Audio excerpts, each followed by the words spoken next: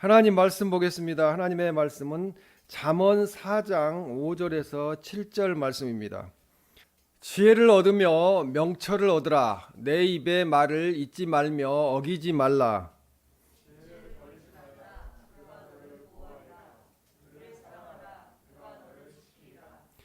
다 같이 읽겠습니다. 지혜가 제일이니 지혜를 얻으라. 내가 얻는 모든 것을 가지고 명철을 얻을지니라. 아멘. 지혜로운 사람은이라는 제목으로 하나님의 말씀을 전하겠습니다.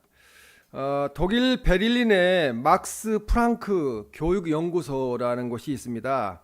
이 교육연구소에서 15년 동안 1000명을 대상으로 이 설문조사를 하고 또 이렇게 연구를 했다고 합니다. 그 연구 제목이 뭐냐면은 나이하고 지혜하고 연관성이 있는가, 나이가 많이 먹었다고 지혜로운가, 그거에 대해서 연구를 오랫동안 했습니다.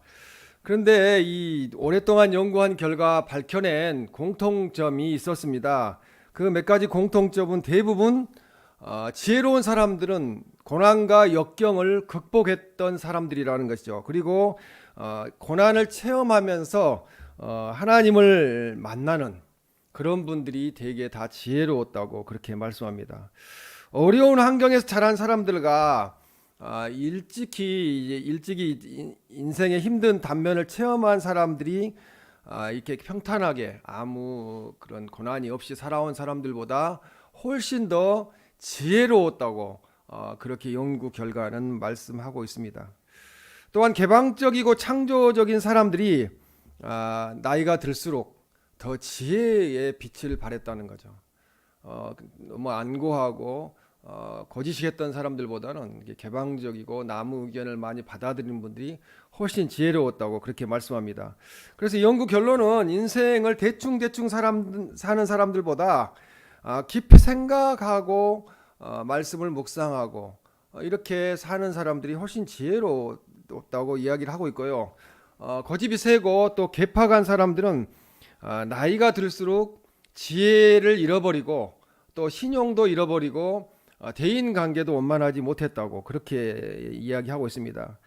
그래서 오늘 성경 본문 말씀은 우리에게 지혜를 강조하고 있습니다. 지혜로워야 한다는 거죠. 그래서 잠언 3장 13절 14절 말씀에 보면은 지혜를 얻은 자와 명철을 얻은 자는 복이 있나니 14절에 이는 지혜를 얻는 것이 은을 얻는 것보다 낫고 그 이익이 정금보다 나음이니라 이렇게 말씀합니다. 그리고 잠언 16장 16절 말씀에도 지혜를 얻는 것이 금을 얻는 것보다 얼마나 나은 거라고 말씀합니다. 그리고 명철을 얻는 것이 은을 얻는 것보다 더욱 나으니라 그렇게 말씀합니다. 그래서 지혜를 얻는 것이 우리에게 대단히 그 모든 것보다도 중요하다고 그렇게 말씀하고 있습니다. 오늘 주신 말씀을 듣고 내가 지혜로운가, 하나님 말씀이 나에게 와서 지혜롭게 살고 있는가, 그것을 잘 생각해보는 귀한 시간이 되심으로 우리가 지혜를 얻어서 하나님을 영화롭게 하고 또 인생도 지혜롭게 삶으로 승리하는 그런 우리 모두가 되시길 주님의 이름으로 축원합니다. 첫 번째로 이 지혜로운 사람은 하나님을 사랑하고 경외하는 사람입니다. 내가 하나님을 사랑하고 있다, 내가 하나님을 공경하고 하나님만 경외한다, 그렇게 생각하시는 분이 있으면은 지혜로운 성도님이십니다. 여기서 지혜가 제일이니라고 말씀하는데요, 잠언 4장 7절에 보면 지혜가 제일이니 지혜를 얻으라 이렇게 말씀합니다. 그래서 여기 지혜가 제일이라는 것은 지혜가 최고라는 거예요. 이 세상에 그 어떤 재물과 건강과 모든 것보다 가장 중요한 것이 지혜라고 말씀합니다. 지혜가 무엇과도 비교할 수 없는 최고의 가치를 지닌 것이니 지혜를 얻으라고 말씀합니다. 그래서 우리가 기도할 때 지혜와 청명과 명철을 주시라고 그렇게 기도를 하게 됩니다.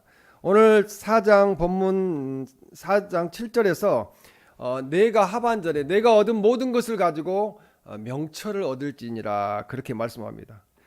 자신이 평생에 걸쳐 취한 모든 것을 다 지불하고서라도 지혜와 명철을 얻으라고, 지혜를 소유하라고 그렇게 권고하는 말씀입니다.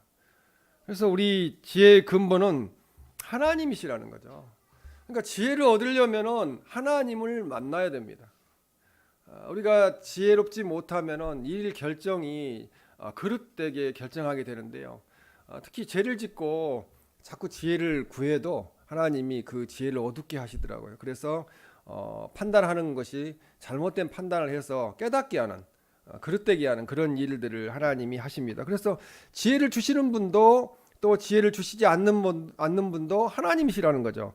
그래서 지혜는 하나님부터 오는 것이기 때문에 우리가 하나님을 사랑하면은 지혜를 얻을 수가 있다는 거죠.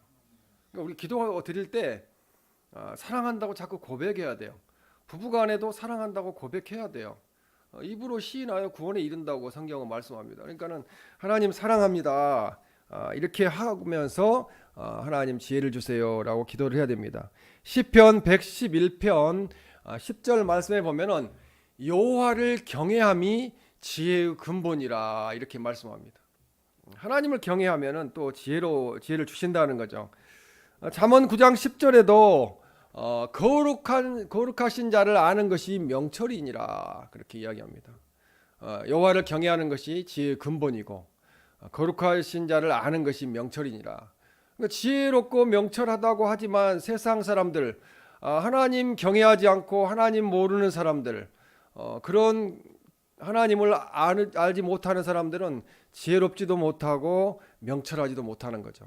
그러니까 뭐 인류의 역사가 6,000년 조금 더 됐는데 뭐 지나온 자들은 수억 년이 됐다고 그렇게 이야기돼요. 그러니까 박사가 아니야 별 그런 타이틀을 가지고 있어도 그 하나님을 알지 못하기 때문에 잘 모르는 것입니다. 그래서 이 명철이라는 것은 하나님을 아는 것이라는 거죠. 제가 하나님을 우리가 알고 있다 그러면 우리는 되게 지혜롭고 명철하다는 것입니다. 하나님의 말씀을 영적으로 깊이 들어가 깨우칠수록 우리는 하나님의 마음과 뜻을 이해하고 알 수가 있습니다.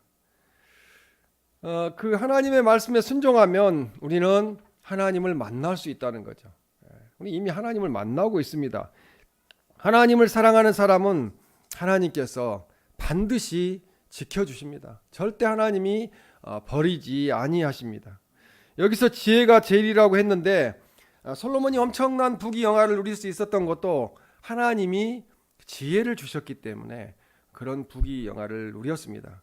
열왕기상 3장 12절에 보면 내가 내 말대로 하여 내게 지혜롭고 총명한 마음을 주노니 내 앞에도 너와 같은 자가 없었거니와 내 뒤에도 너와 같은 자가 일어남이 없으리라 이렇게 말씀합니다. 솔로몬이 가장 지혜로운 사람이었다는 것입니다. 보면 잠언 4장 5절에도 지혜를 얻으며 명철을 얻으라, 내 입의 말을 잊지 말며 어기지 말라 이렇게 말씀을 합니다. 솔로몬이 부귀영화를 누렸지만 지혜를 얻었지만 그는 끝이 좋지 않았어요. 내 입의 말을 잊지 말며 어기지 말라고 그랬는데 하나님 말씀을 잊어버리고 어기게 됨으로써 우상 숭배를 하게 되고 그래서 나라가 북이스라엘과 남유다로 갈라지는 그런 사건이 일어나게 되었습니다. 여기서 얻으라고 말씀하는데요, 구매하여 소유하다는 뜻을 갖고 있어요. 얻으라는 것이 구매하여서 사서 소유하라. 그래서 이 장사꾼이 자신의 상품을 팔기 위해서 이 간곡하게 고나는 모습에서 그 모습을 비유하여서 지혜와 명철을 획득하는 것을 권고하고 있습니다. 간절하게 원해야 된다는 거죠. 하나님 앞에 지혜를 얻기 위해서. 이 지혜는 세상적인 지혜가 아니라 하나님이 주시는 지혜를 말씀합니다. 하나님은 지혜의 근본이 되시기 때문입니다. 우리가 지혜의 근본 되신 하나님을 우리 마음 가운데 모시고 하나님을 사랑하며 하나님을 경외할 때 우리에게는 어떠한 문제와 어려움이 다가와도 주님이 도와주시는 은혜로 지혜를 주심으로 그것을 극복하고 반드시 이기게 하신다는 것입니다.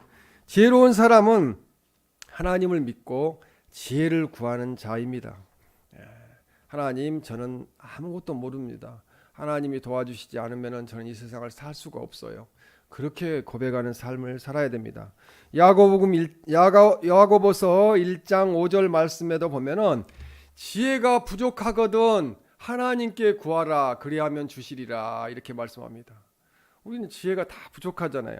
하나님께 구해야 됩니다. 우리가 인생을 살면서 답답한 일을 당할 때 하나님께 지혜를 구하라고 말씀합니다. 하나님 왜 저에게 이런 일이 있을까요? 하나님 깨닫게 해주세요. 지혜를 주세요. 그러면 하나님께서 깨닫게 하십니다. 왜 이런 일들이 있었는가를 깨닫게 하십니다.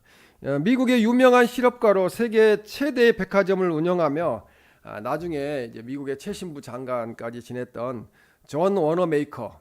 존 워너메이커가 어떤 사람인지 책이 있어요. 저한테 필요하신 분은 빌려드릴 수 있는데 이 존 워너메이커는 이런 고백을 했습니다.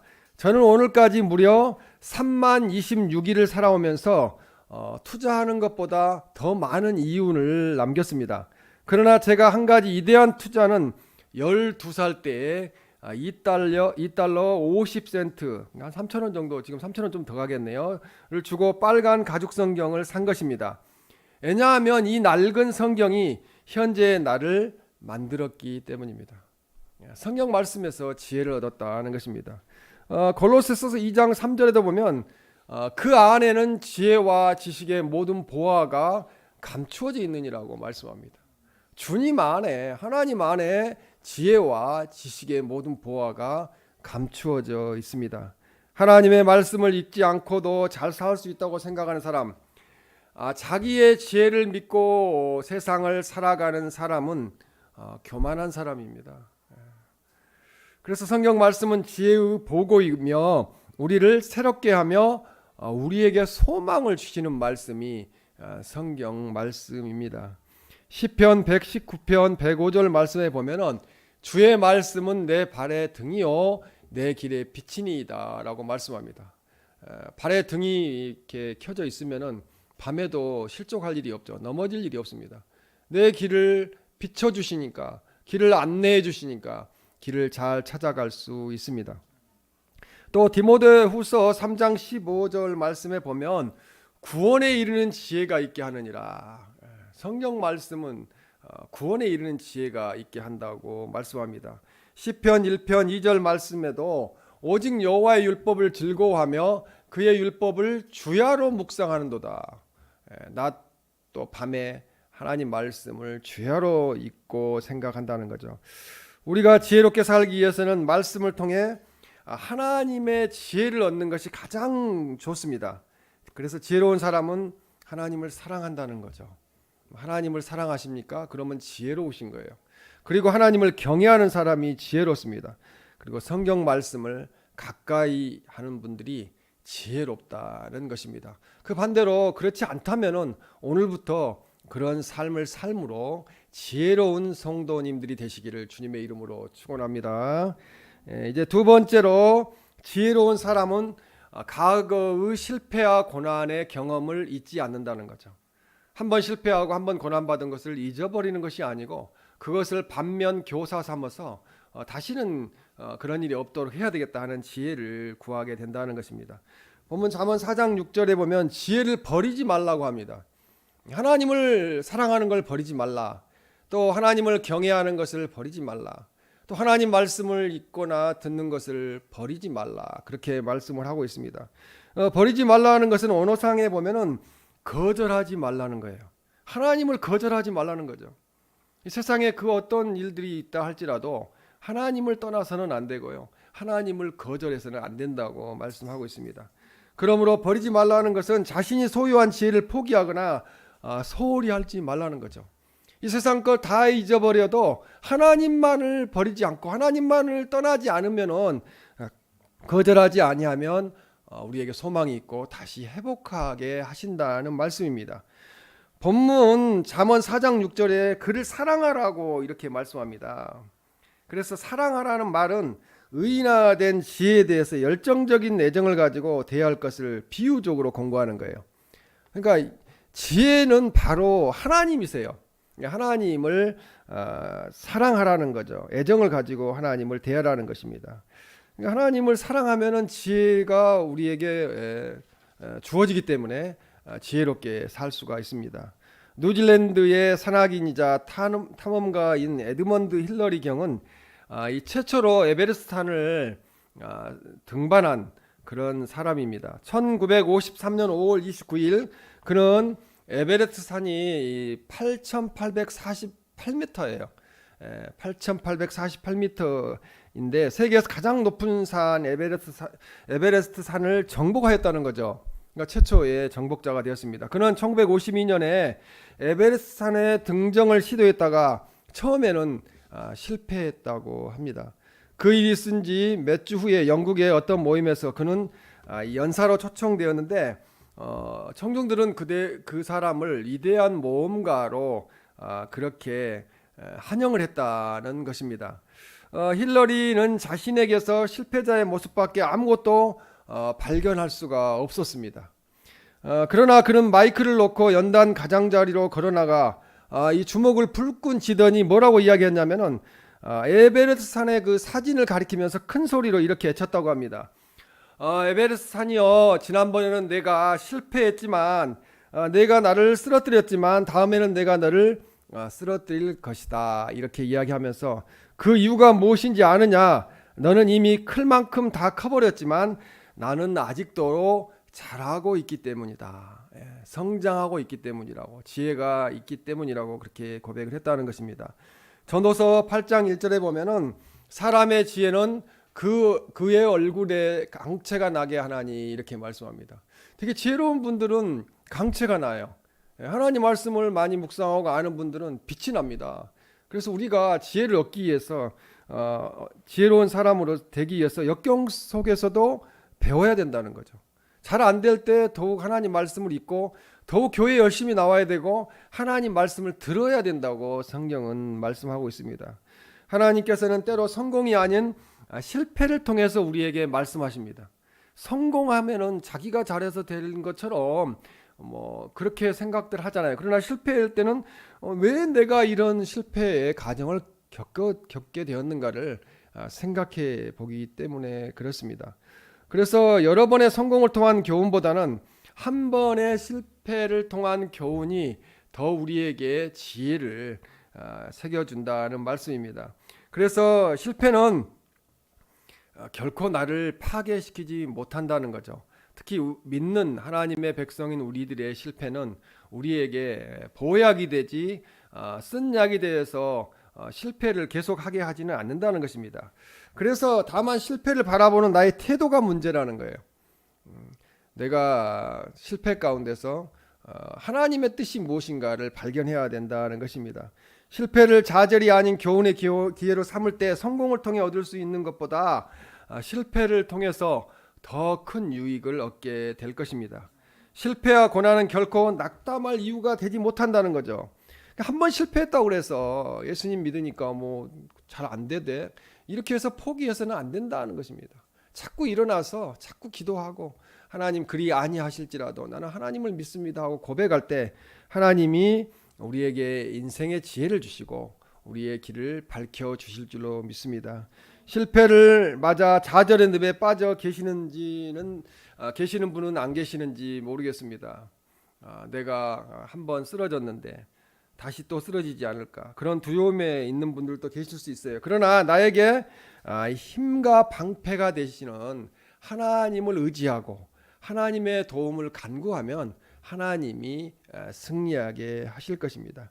실패를 실패로 바라보지 말고 실패를 당할 때 오직 실패 속에 숨어있는 주님의 뜻이 무엇인가를 바라보고 기도하면 하나님이 분명히 지혜를 주셔서 깨닫게 하시고 이기게 하실 것입니다. 토마스 에디슨을 우리가 잘 압니다. 전구나 축음기, 발전기, 가정용 영사기를 비롯해 무려 1093개의 발명 특허를 얻어 발명왕으로 세계에 등극한 사람이 토마스 에디슨입니다.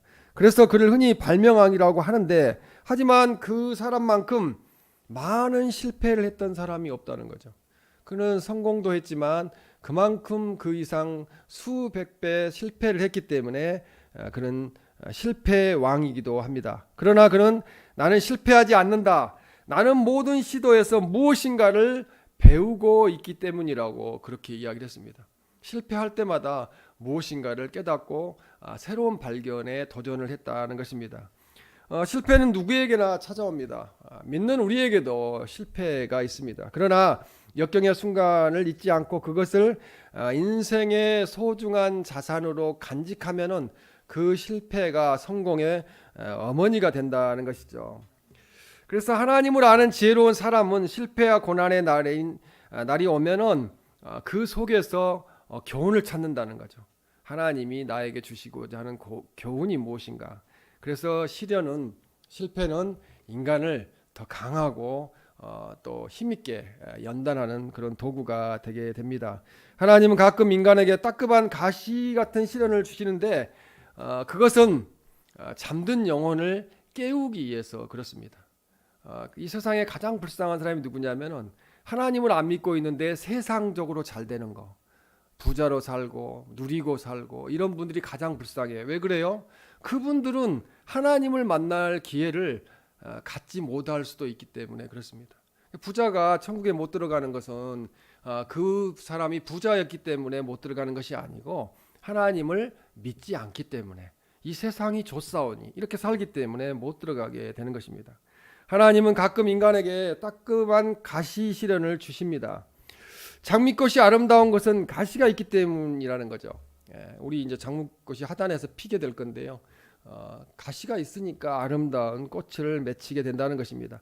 그래서 시련이 없는 인생은 없다는 것입니다. 지혜로운 사람은 역경 속에 담긴 하나님의 메시지가 무엇인가, 하나님이 나에게 주시는 지혜가 무엇인가에 귀를 기울이게 됩니다. 사람은 참 간사한 존재로 위급할 때는 하나님께 간절히 도움을 간구하지만 일단 그 시험에서 위험에서 벗어나면은 언제 그랬느냐는 듯이 하나님을 떠나버리게 되는 것이 인간의 모습입니다.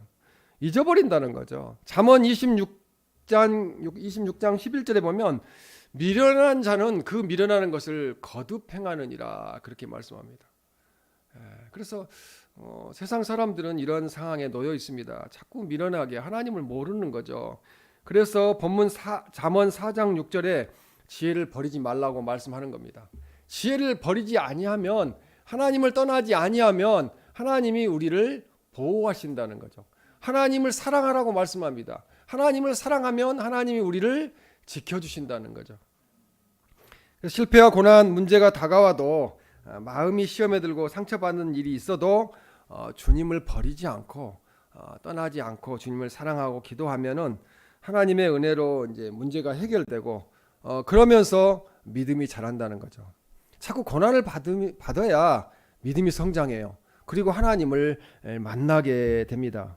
저도 막다른 골목에서 군에 있을 때 모태신앙으로 자랐지만 막다른 골목에서 이거 눈이 너무 아파서 죽어야 되겠다는 그런 심정으로 그렇게 결단을 하려 할 때 하나님을 만나게 됐어요. 끝에 갔을 때 하나님이 아니다, 너는 소망이 있다, 다시 할 수 있다는 그런 믿음을 허락하신 줄로 믿습니다. 그래서 우리가 어떤 경우에도 주님을 떠나지 않는 지혜로운 성도가 되시기를 주님의 이름으로 축원합니다. 세 번째, 마지막으로 이 지혜로운 사람은 하루하루를 성실하게 믿음으로 살며 미래를 준비하는 사람입니다. 지금 환경은 좋지 않지만 성실하게 사는 거죠. 그리고 믿음으로 사는 거죠. 그리고 미래를 준비하면 반드시 우리에게 하나님의 지혜가 임하고 큰 역사가 이루어질 줄로 믿습니다. 신앙인의 삶은 준비하는 삶입니다. 이 땅에서도 미래를 준비하고 영원한 천국을 준비하는 삶입니다. 마태복음 25장 1절에 4절 말씀에 보면은 3절의 하반절에 보면 다섯은 슬기 있는 자라고 말씀합니다. 그러니까 이 세상은 슬기 있는 자와 미련한 자가 살고 있다는 거예요. 두 종류의 사람이, 지혜로운 자와 지혜롭지 못하는 사람들이 살고 있습니다. 4절에 슬기 있는 자들은 그릇에 기름을 담아 등과 함께 가져갔더니 이렇게 말씀합니다. 슬기와 이 지혜와 인내로 기름을 준비하고 다시 오실 주님을 기다렸던, 신랑을 기다렸던 다섯 슬기 있는 처녀들은 구원을 받게 되었습니다. 항상 미래를 내다보고 준비하며 사는 인생은 지혜로운 삶입니다. 절대로 준비 자체를 소홀하게 생각하지 말라는 거죠. 준비하는 시간은 결코 헛된 시간이 아니라고 말씀합니다. 마태복음 25장 10절에 보면 준비하였던 자들을 함께 혼인잔치에 들어가고 문은 닫힌지라 이렇게 말씀합니다.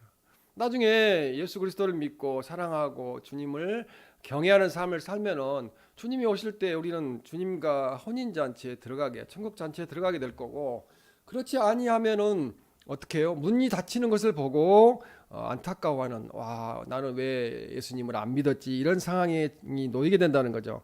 기름을 준비하고 인내와 끈기로 신랑을 기다린 5 처녀들은 신랑을 맞이하게 되었습니다. 하지만 준비 없이 졸며 자던 5 처녀들은 결국 신랑을 맞지 못하는 슬픔과 불행을 겪게 되었습니다.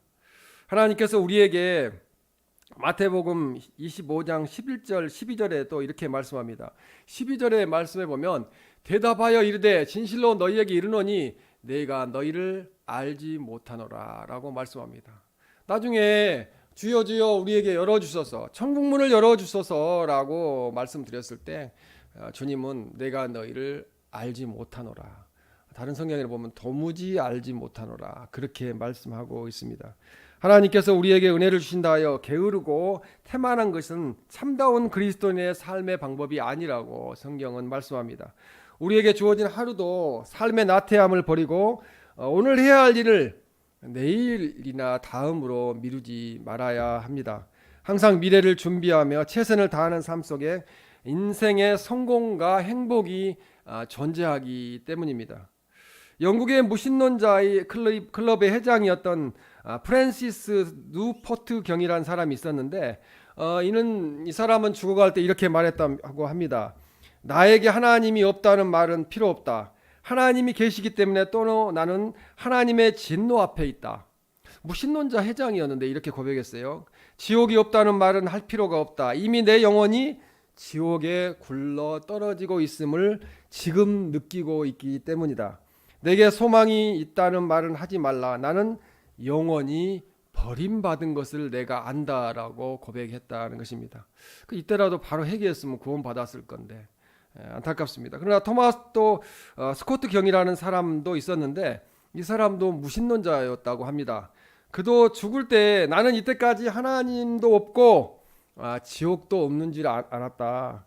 그러나 지금은 그 둘이 다 있는 것을 느끼노라. 하나님도 계시고 지옥도 있다는 것을 느낀다는 거죠. 그래서 나는 전능자의 공의로운 심판에 가여 멸망으로 들어가는구나 라고 고백했다고 합니다. 회개하지 않았다는 거죠. 근데 깨달았다는 거죠. 마지막에 그것도 미래를 예측하고 준비하는 것이 가장 큰 지혜라는 것입니다. 그렇게 보면은 우리 모두는 지혜로운 성도예요. 왜? 하나님 안에 있고 하나님 말씀을 묵상하고 하나님을 사랑하고 하나님을 경외하며 미래를 준비하기 때문에 그렇습니다. 히브리서 9장 27절에 이렇게 말씀합니다. 한 번 죽는 것은 사람에게 정해진 것이요 그 후에는 심판이 있으리라고 말씀합니다. 예수님은 우리를 대신하여 피 흘려 주셨고 누구든지 믿으면 제사함 받고 영생을 얻을 수 있도록 열어놓으셨어요. 그런데 그 지혜를 얻지 못하면은 예수 그리스도를 믿지 아니하면은 심판의 대상이 된다는 것입니다. 시편 14편 1절 말씀에도 보면은 어리석은 자는 그의 마음에 이르기를 하나님이 없다 하는도다라고 말씀합니다. 아까 말씀드렸어요. 이 세상은 어리석은 자와 지혜로운 자 두 부류의 사람이 살고 있다고 말씀드렸어요. 근데 지혜로운 사람은 하나님을 믿고 하나님을 경외하고 사랑하지만 어리석은 자는 하나님이 없다고 하는 거예요. 대학 교수여도 자기가 아무리 똑똑한 사람이어도 하나님이 안 계신다고 하는 사람들은 다 어리석은 사람이라고 성경은 말씀하고 있습니다. 미련하고 어리석은 자는 하나님이 없다고 합니다. 하나님을 인정하지 못하는 사람은 우물 안에 개구리같이 자기의 생각이 전부인 줄로 생각을 합니다. 우리는 우주의 아주 작은 점에 불과합니다. 하늘에서 보면 점도 아닐 수도 있습니다. 이 우주 만물을 헤아리고 운행하시는 하나님이 계심을 안다면 우리는 지혜롭고 위대한 존재로서 이 땅을 살아갈 수가 있습니다. 마태복음 7장 24절 말씀에 보면 그러므로 누구든지 나의 이 말을 듣고 행하는 자는 그 집을 반석 위에 지은 지혜로운 사람 같으리니 라고 말씀합니다. 하나님의 말씀을 우리가 믿고 살면은 지혜로운 사람이라는 거죠. 사람의 살고 죽는 것이 또 복과 하를 주관하시고 우리의 몸과 영혼을 능히 천국에 이르게도 하고 또 지옥에도 이르게 하시는 분은 하나님이시라는 것입니다. 그래서 우리가 살아계신 하나님을 인정하고 그 하나님을 두렵고 떨림으로 경외하고 사랑하는 것이 가장 지혜의 근본이 된다는 말씀입니다. 나에게 주어진 지금이 최고의 기회로 알고 최선을 다하여 붙잡는 것이 지나간 시간을 후회하지 않는 미래를 준비하는 것이라는 거죠. 그래서 우리는 모든 염려와 근심을 모두 다 하나님께 맡기고 주어진 하루하루를 성실하게 살아가시기를 바랍니다. 남하고 비교하는 것이 가장 어리석습니다. 뭐 동창회 간다든지 또 이렇게 친구들을 만나면 자꾸 비교하는 이야기를 듣게 돼요. 그러나 그것이 가장 어리석인 생각이라는 거죠. 지금의 나보다 더 잘하려는 지혜로운 사람이 되려고 힘써야지. 경쟁은 남하고 비교하며 하는 것이 아니고 나하고 하는 거라는 거죠. 내 안에 있는 내면 세계와 경쟁하는 것이 그것이 진정한 경쟁이라고 말씀하고 있습니다. 그래서 어리석은 인생은 훗날 하나님 앞에서 무서운 심판을 받게 된다는 거죠. 그러나 지혜로운 인생은 장차 하나님께 칭찬과 상급과 면류관을 받게 된다는 것입니다. 그것이 얼마나 큰 영광이라는 것을 그 시간 하나님 앞에 섰을 때 우리는 깨닫게 될 것입니다. 우리 모두가 지혜로운 성도가 되심으로 이 땅에서도 하나님께 영광을 올려드리고 하나님 앞에 가서 상급받는 면류관 받는 우리 모두가 되시기를 주님의 이름으로 축원합니다.